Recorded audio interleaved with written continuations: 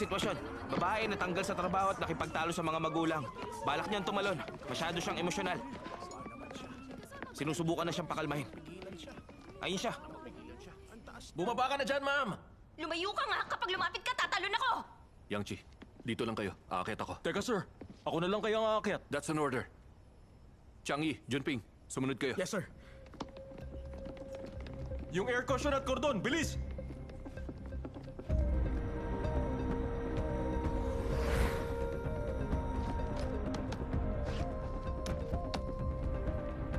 Pakiusap. Bumaba ka na dyan, ma'am. Lumayo ka, sabi sa akin! Tatalon ako! Huwag mong gawin. Makinig ka sa akin. Bata ka pa. Huwag kang mawawala ng pag-asa. Lumayo ka na sa Huwag akin! kang tatalon! Huwag! Huwag! Huwag! Okay, sige. Dito lang ako. Hindi ako lalapit. Pero huwag kang tatalon. Makinig ka. Delikado sa kinatatayuan mo. Umalis ka na dyan. Mag-usap tayo. Walang may pakialam kung mamatay ako. Bakit mo naman nasabi yan? Bata ka pa para mamatay. Kung meron ka mang problema, nakahanda akong tumulong. Okay?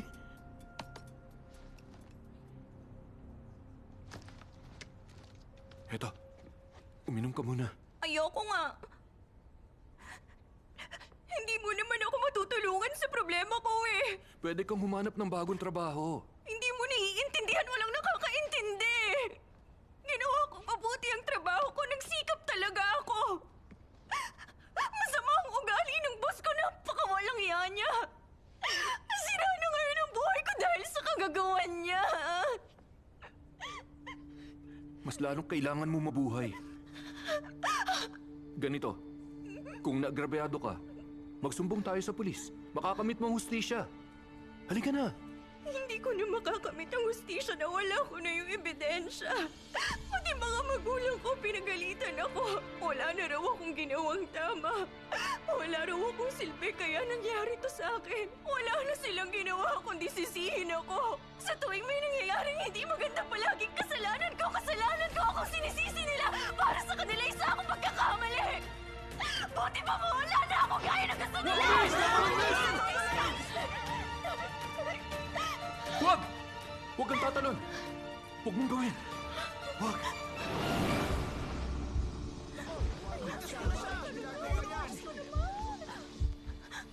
Huwag kang tatalon! Huwag mong gawin! Makinig ka. Yung mga magulang mo, ganun sila hindi dahil ayaw nila sa'yo. Maniwala ka sa akin.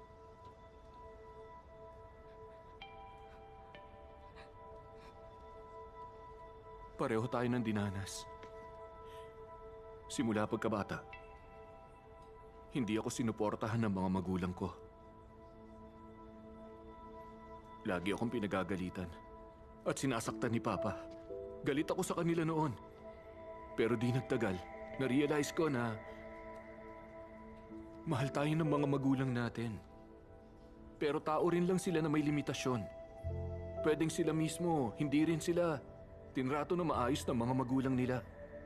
Akala natin ayaw nila sa atin, pero mahal nila tayo. Hindi lang nila alam kung paano yun iparamdam. Kaya napagsasalitaan tayo ng masama. At ang dating nun sa'yo, verbal abuse, tama ba? Walang anak na hindi mahal ng mga magulang niya. Tama ba ako? Halika na. Uminom ka muna. Eto. Sa'yo na lang yan. Ha? Magtubig ka. Sige.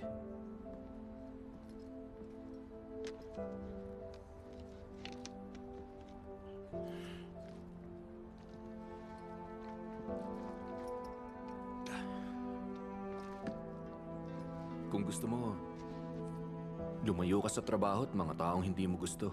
Kahit sa mga magulang mo. Umalis ka sa poder nila. Lumipat ka sa ibang lugar. Kung may mga tao kang ayaw makita, ayos lang. Bata ka pa naman eh. Marami pa naghihintay sa'yo. Hindi ba?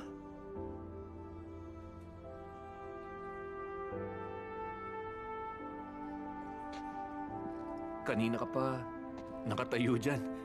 Pagod ka na? Umalis ka na dyan. Sige na. Halika. Tara. Halika.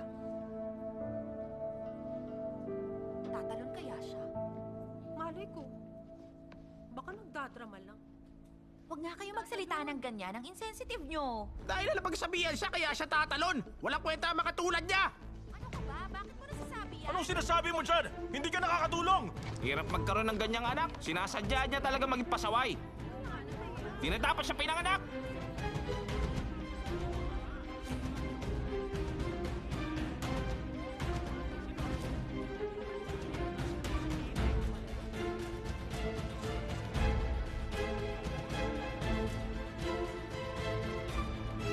Kuya, salamat. Patawad.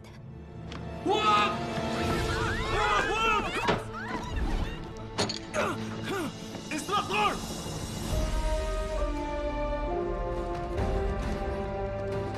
Yangchi!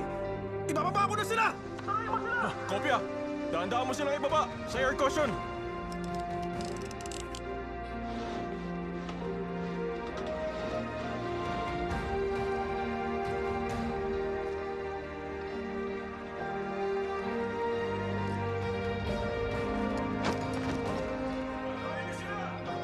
Okay na.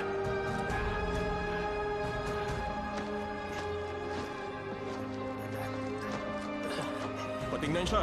Oo. Ayos ka lang? Ha, instructor? Teka. Sino yun? Wala kang puso! Tao ka ba? Ha?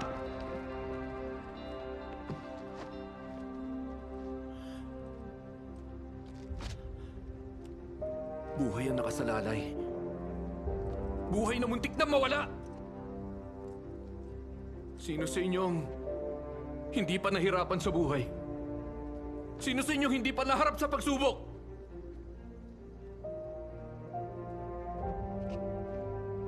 Paano kung ang nakatayo doon ay anak niyo o isa sa mga mahal niyo sa buhay? Pagsasalitaan niyo rin ba ng ganon? Pagtatawanan kesa makisimpatsya? Ganon ba?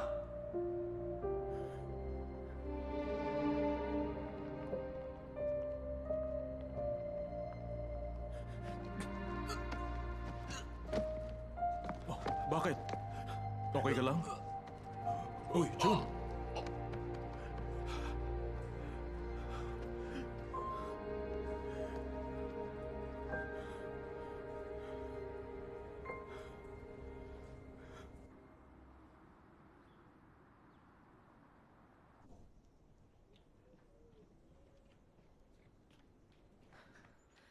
Chai Meow?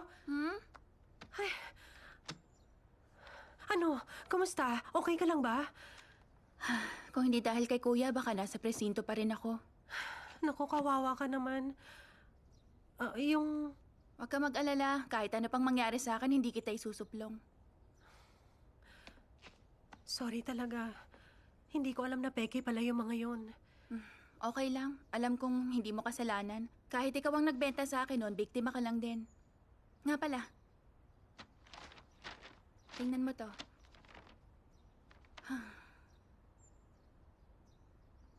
Ang laki naman. Yan yung presyo ng mga produkto at saka yung total ng multa.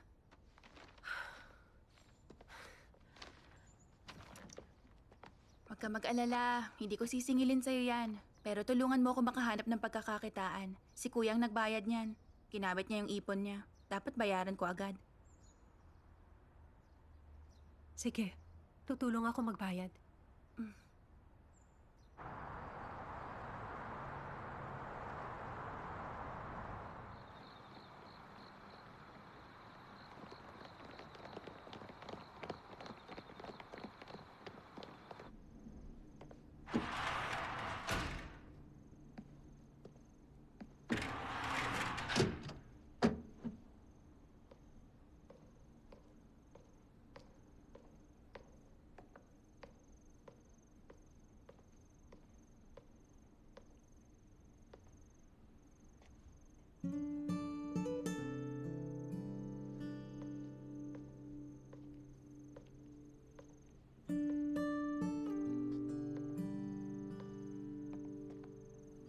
Mag-usap tayo.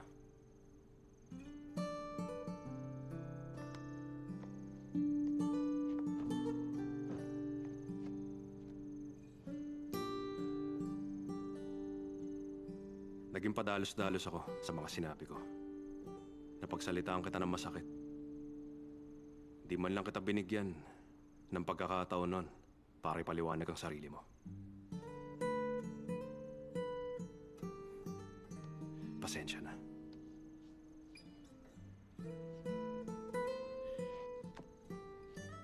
Ako ang dapat na mag-sorry. Sa umpisa pa lang, dapat pinaalam ko na ang sitwasyon. Sa samahan natin, dapat walang tinatago. Ako dapat ang humingi ng paumanhin. Magulo ang isip ko nun. Akala ko pera lang habol mo. Pero alam ko namang hindi ka ganong tao. Dala lang ng emosyon. Kaya ako nasabi yan. Alam kong di ganun ang tingin mo sa akin. Alam mo kung gaano kahalaga sa akin ang 9,300? Sa halagang yun, mas masusuportahan ko mga magulang ko. Makakasama ko ng fiancé ko. Bihira lang kasi akong makauwi sa amin. Naoperahan ng papa ko. Di maganda ang lagay niya. Hirap na siyang kumilos. Fiancé ko nag-aalaga. Matagal na kami. Pero hindi pa kami makapagpakasal. Nag-aalala siya sa akin. At ayoko na siyang paghintayin pa. Ngayon, alam mo na ang sitwasyon ko. Eh ikaw, anong plano mo sa buhay?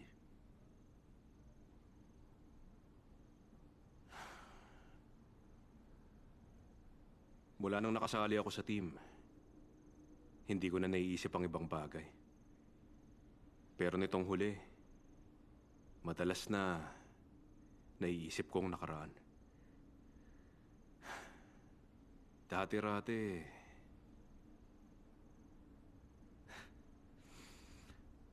wala naman yung kinalaman sa sitwasyon ko ngayon. Hindi ako sigurado kung magkakaroon ng koneksyon ng hinaharap ko sa kasalukuyan. Ang totoo niyan, umaasa akong meron. Kung wala, para akong saranggola na matayog ang lipad, pero hindi mahanap ang PC. May koneksyon sila. Hindi tayo mga makina. Lahat tayo naguguluhan paminsan-minsan. Payong kaibigan, tama na focused ka sa trabaho. Pero panahon na rin para lumagay ka sa tahimik.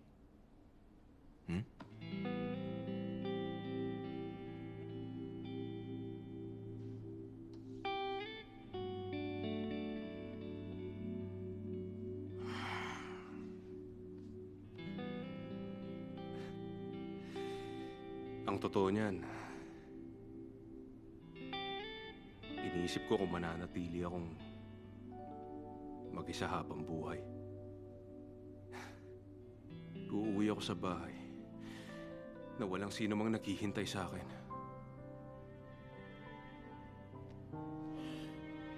Di ka mag-iisa. May makakasama ka.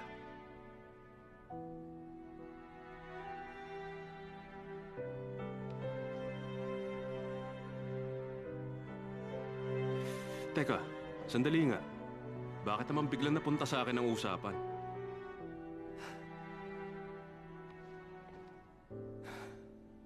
Swojun, saan ka man magpunta, ano man ang maging desisyon mo, matalik na kaibigan pa rin kita. Para na kitang kapatid.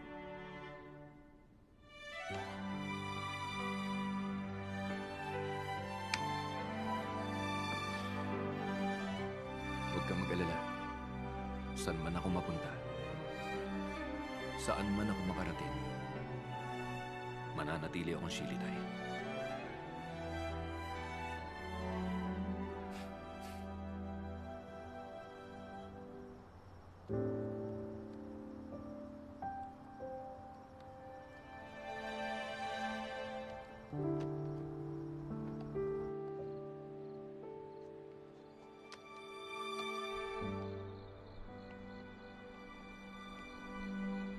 Songyan, pagdating sa trabaho, hindi ako nag-aalala sa'yo.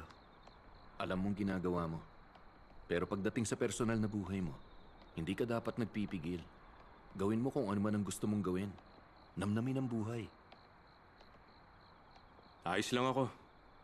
Di na ako makapaghintay na umalis ka. Para wala na nangungulit sa akin. Sinong niloko mo dyan? Nung sinabi mo sa akin na gusto mo ako manatili, kasi nungalingan lang? Ano ka ba? Siyempre pakitang tao lang yun, no? Huwag mo seryosohin. Huwag kang mag-alala. May papalit na sa'yo. Mas masunurin pa. Ikaw naman mainitin ang ulo. Magbago ka na nga. Pwede ba huwag mong aawayin yung bagong instructor? Huwag kang mag-alala. Dahil palagi akong mabait sa bagong kaibigan. Sandali nga. Baka naman masyado kayong maging close, ha? Bakit? Huwag mo sabihing nagseselos ka.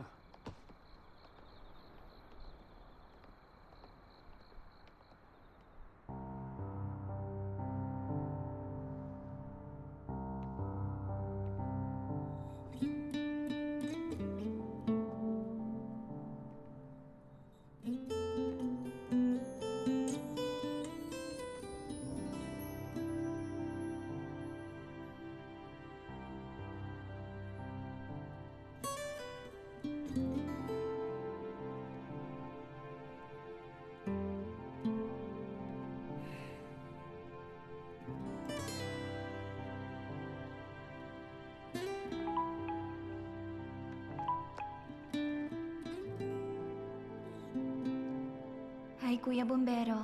Kumusta? Ako yung babaeng niligtas mo na tumalon sa building.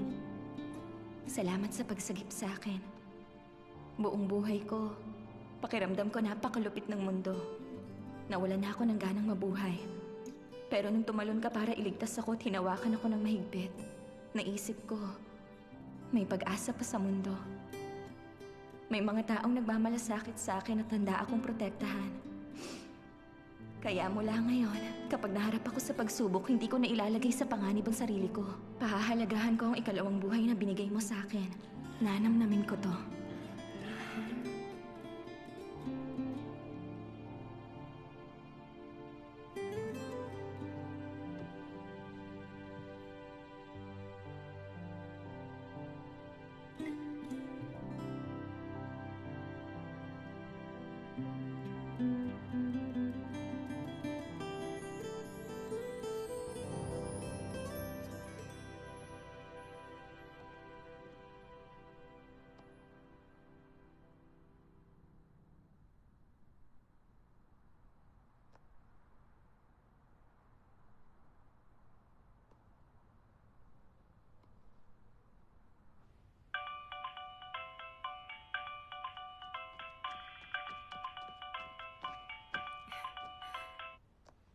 Oh, bakit?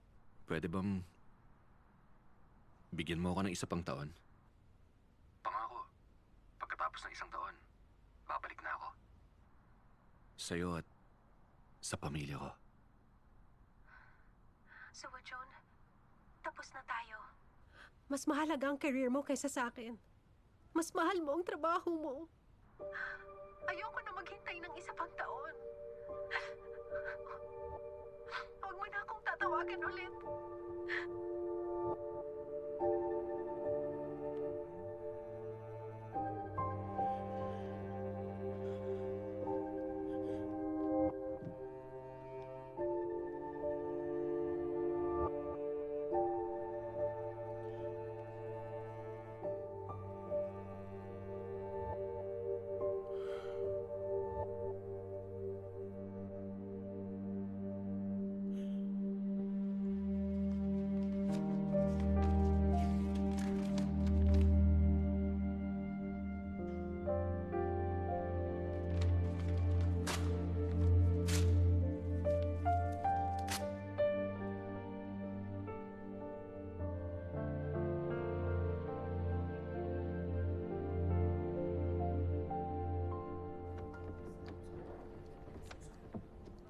Captain Song, long time no see. Ano problema? Dahil ba sa final kong complaint sa'yo kaya ganyan ka? Matagal na yun galit ka pa rin? Wala akong pakialam sa'yo. Huwag kang ang OA dyan.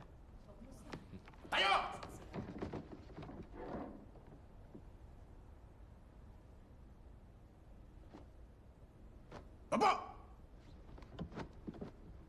Mga kasama, hindi madali na pagsama-samain sa iisang kwarto.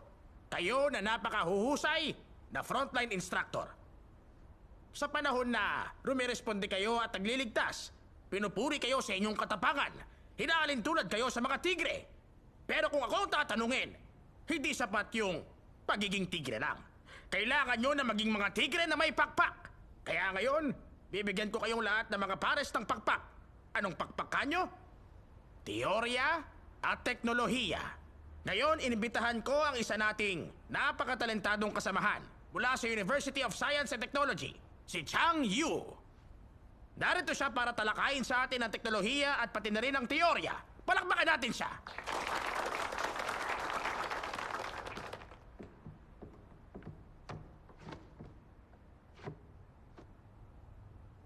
Magandang araw. Ako si Chang Yu.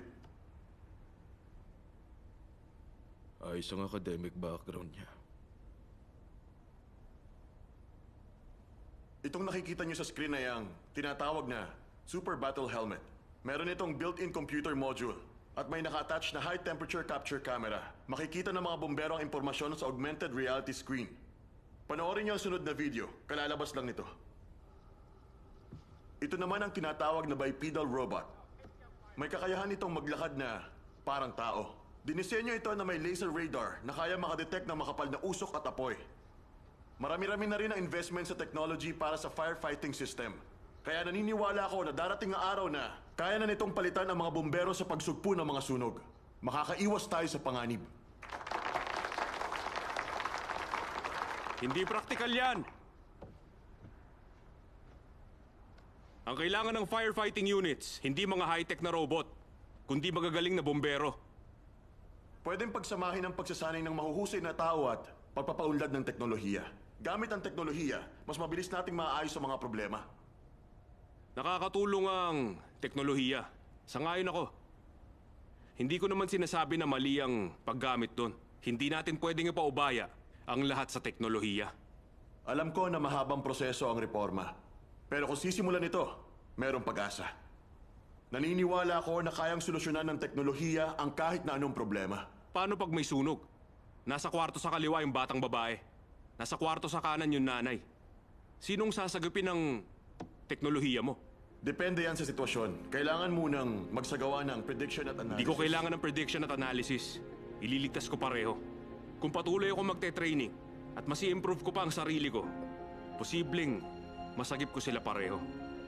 Paunlarin niyo ang teknolohiya pero iba pa rin ang kakayahan ng tao. Ang mga makina, sumusunod lang sa utos. Tinatapos lang ang mga gawain. Pero tayong mga tao, kaya nating gumawa ng himala. Tama yun.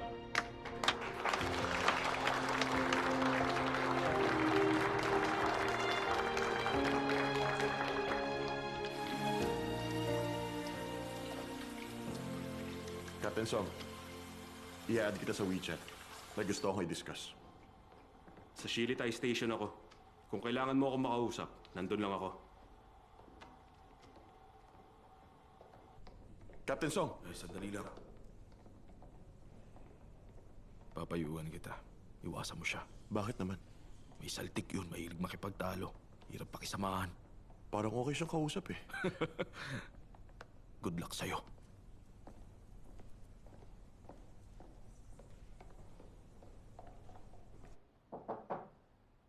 Pasok!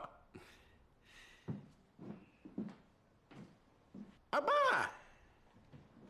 Bihirang pagkakataon to na binisita ako ni Captain Song yan. Nagsialista sila. Bakit nandito ka pa? Chief Gao, nandito ako dahil kay Suojun. Anong problema? Yung transfer application niya. Aprobahan niyo na agad. Huwag niyo akong alalahanin. Hindi yun problema sa akin. Chief Gao, ba't pinagbubutihan natin ang trabaho? Hindi ba para masiguro ang kaligtasan ng maraming pamilya? Pero tayo mismo, may pamilya na kailangan nating protektahan. Kay Suojun umaasa ang fiancé at mga magulang niya. Kailangan siya ng pamilya niya. Huwag niyo nang patagalin yung pag-aproba sa application niya. Pirmahan niyo na, Chief. Anong transfer application ang sinasabi mo dyan? Yung kay Suojun. Hindi ba niya pinasa? Wala naman siyang binibigay sa akin. Talaga?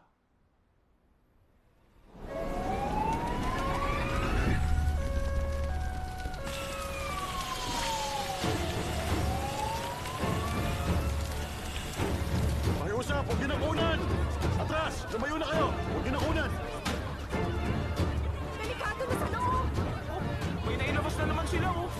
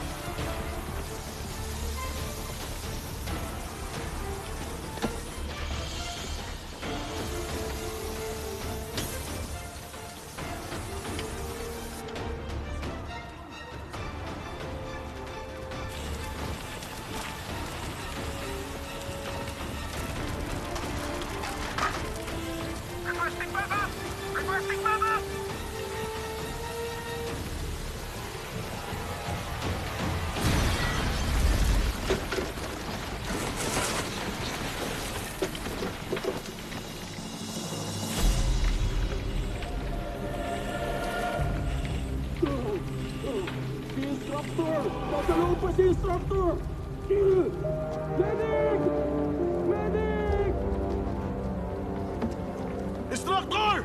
Instructor!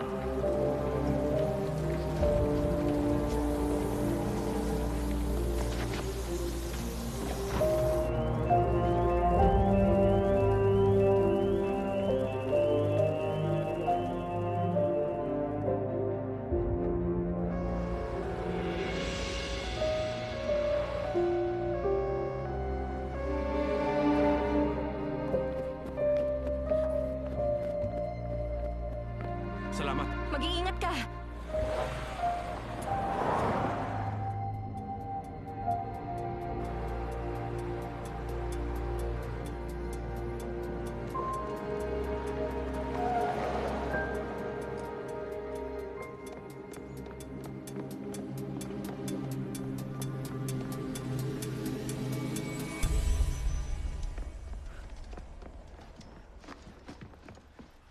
Huwag ka mag-alala, ligtas siya. Pero, yung braso niya, hindi na niya magagamit.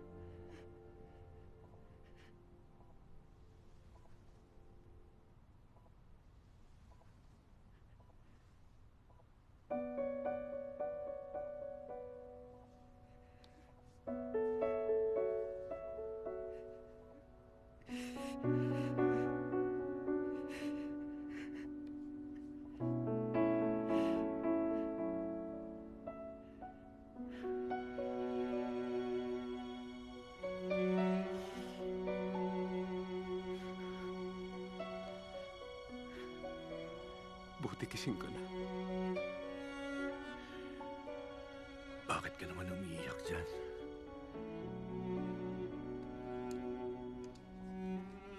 Pinagalitan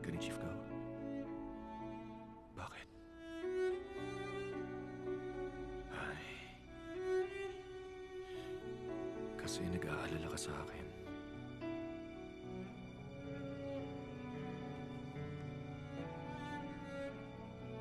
Ayos lang ang lagay ko. Maniwala ka. Hindi na bali ang mga braso at binti ko. Makaka-recover din ako agad. Okay? Magiging okay ka rin. Kaya huwag ka nang malungkot. Ngumiti ka.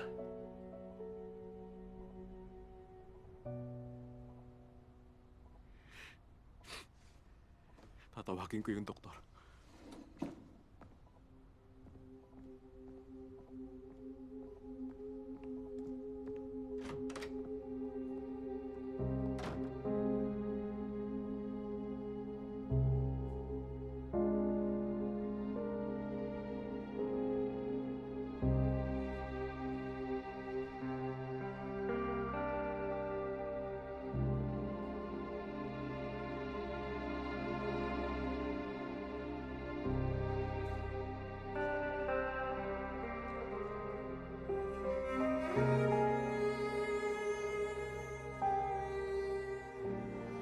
Makinig ka. Kapag na-transfer ako, tataas ang sweldo ko ng 9,300. Pwede ko nang... Pera lang pala habol mo? Tanda mo ba? Yung sinumpaan mo nung binuo natin yung team? Hindi na, nakalimutan mo na lahat. Aabandonin mo ng responsibilidad mo tungkulin. Isa kang duwag. Duwag ka, Swajon!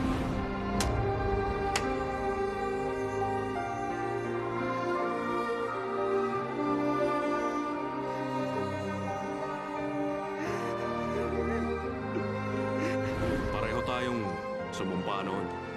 Naaalala mo? Magiging pinakamagaling sa buong bansa ang Shilitay Station. Anong transfer application ang sinasabi mo dyan? Wala naman siyang binibigay sa akin.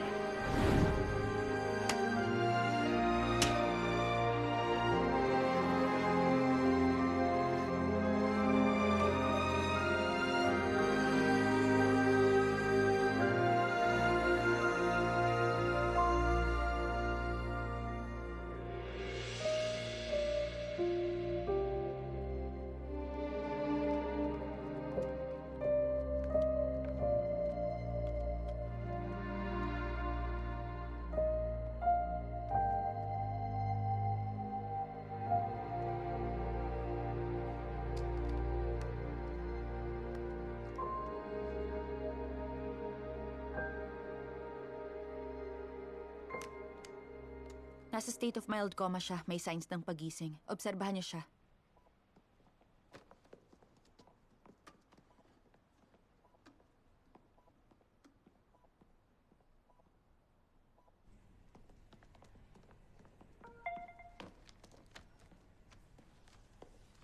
Wow! Hala, si Chenmin ba talaga to? Halika, tignan mo. Ito ang itsura niya bago ang aksidente. Grabe, ang ganda niya. Naku, paano na siya ngayon yan? Hindi ko yan masasagot. Malala naging pinsala niya. 16% ang katawan niyang nasunog. Nagdikit-dikit ang mga daliri niya. Kailangan niyang operahan ulit. Sayang, napakaganda pa naman niya. Kawawa naman siya.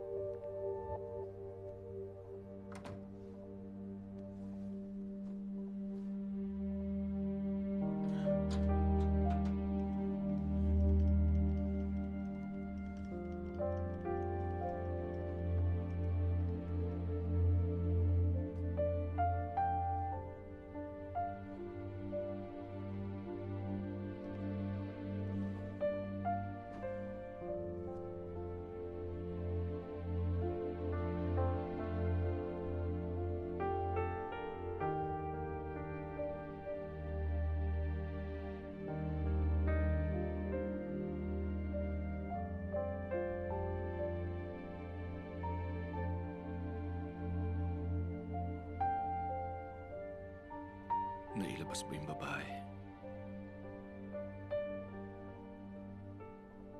Ligtas na siya. Mabuti naman. Salamat.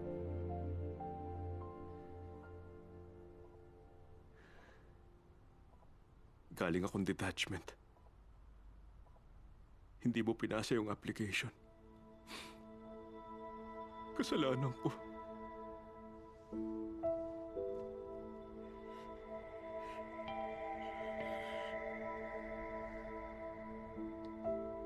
Paano mo naging kasalanan? Ako ang nagdesisyon nun. Gusto ko pa kasing makasama ka ng isa pang taon. Pero ngayon mukhang wala na ako magagawa. Akong dapat sisihin. Hindi dapat ako umattend sa meeting. Para ako yung rumesponde sa sunog. Ikaw tuloy yung pumunta. At dahil doon napahamak ka, kasalanan ko. Songyan. Songyan. Wala kang kasalanan. Ako ang nagdesisyon nun.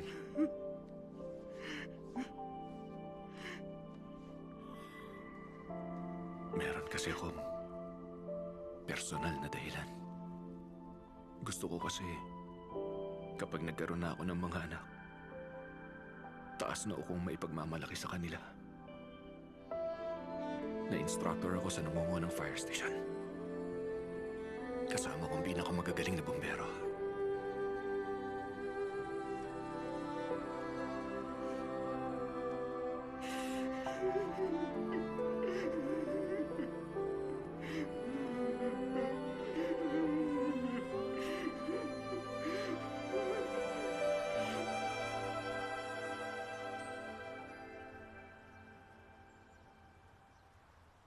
Pugay kamay!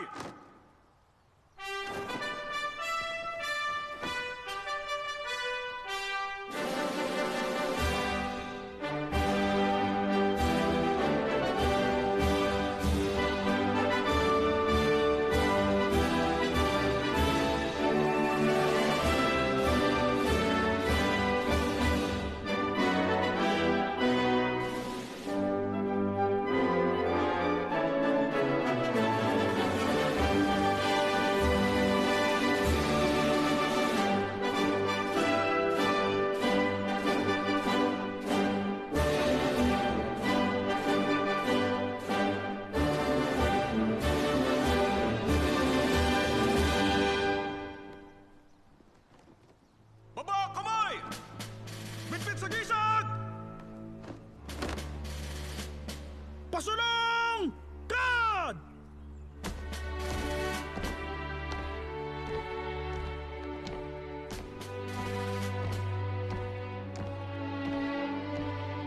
Hinto na! Patak na! God! Hinto na!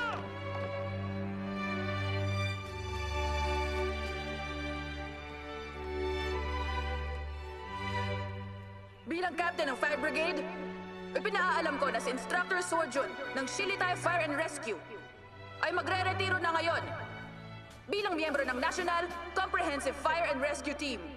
Siya ay malilipat sa Local Housing and Construction Department. Maraming salamat sa 8 taong dedikasyon mo para sa pagtataguyod ng Fire Brigade, pangangalaga sa mga buhay at ari-arian ng mga mamamayan ng Yanbei at sa iyong mga ambag para maging ligtas sa sunog ang ating nasasaklawan.